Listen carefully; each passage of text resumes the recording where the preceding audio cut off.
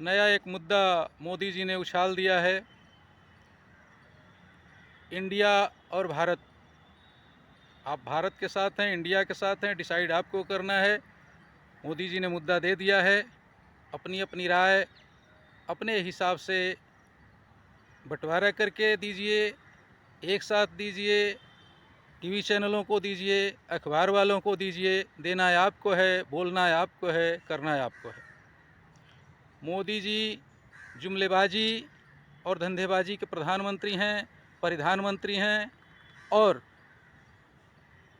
भारत के ऐसे प्रधानमंत्री हैं जो बेरोजगारी पर फेल हैं, महंगाई पर फेल हैं, अदानी पर फेल हैं। उनके पास कोई मुद्दा नहीं है, मुद्दा विहीन सरकार है।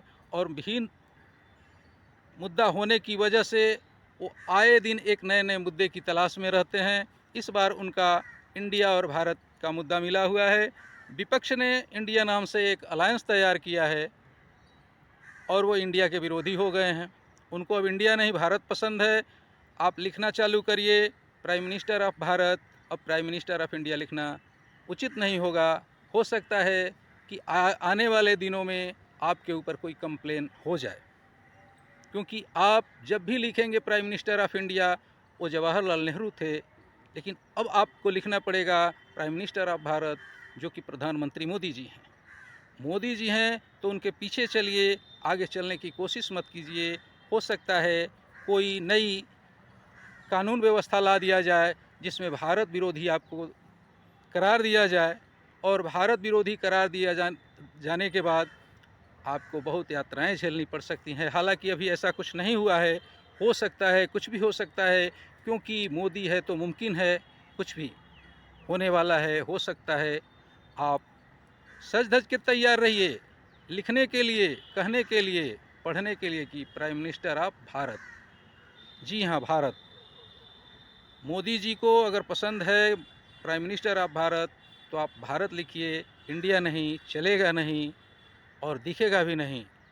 लेकिन मोदी जी को ये सोचना चाहिए कि जिस भारत के चक्कर में पड़े हैं, क्या हम ऑल इंडिया मेडिकल सर्विस को हटा देंगे, इंडियन इंस्टीट्यूट ऑफ टेक्नोलॉजी को हटा देंगे, भारत की रेलवे लाइनों को हटा देंगे, पार्लियामेंट को हटा देंगे, या बहुत सारी ऐसी चीज़ें, भारत के संविधान को बदल देंगे जो कि उन्होंने ठान ही रखा है। प्रधानमंत्री जी कहते हैं संविधान पुराना हो गया, अब वो नए संविधान की भी रचना करवा सकते हैं।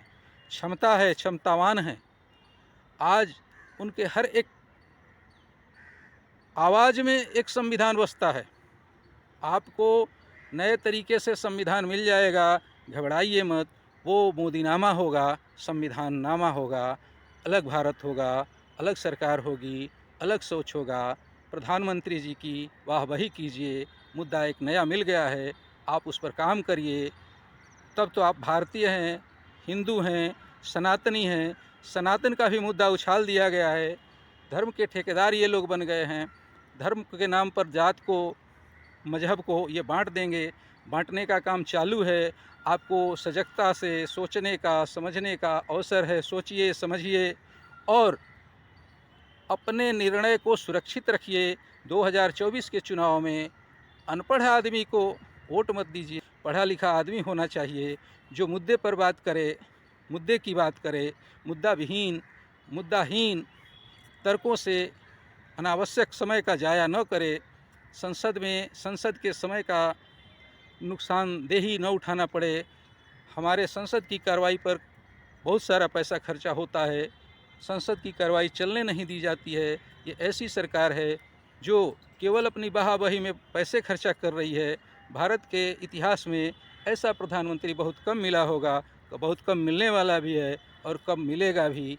इसलिए हम चाहते हैं कि आप भारत और इंडिया के बीच से निकलने की कोशिश मत करिए। करिए वही जो आपका दिल कहे, दिमाग सोचे और ज़मीर कहने को मजबूर करे कि हम इंडिया और भारत एक ही हैं। 2024 का चुनाव हम अपने मर्जी से वोट देंगे, उस आदमी को देंगे जो देश का भला करेगा, देश को देखेगा अपनी नज़रों से, अपने चश्मे से।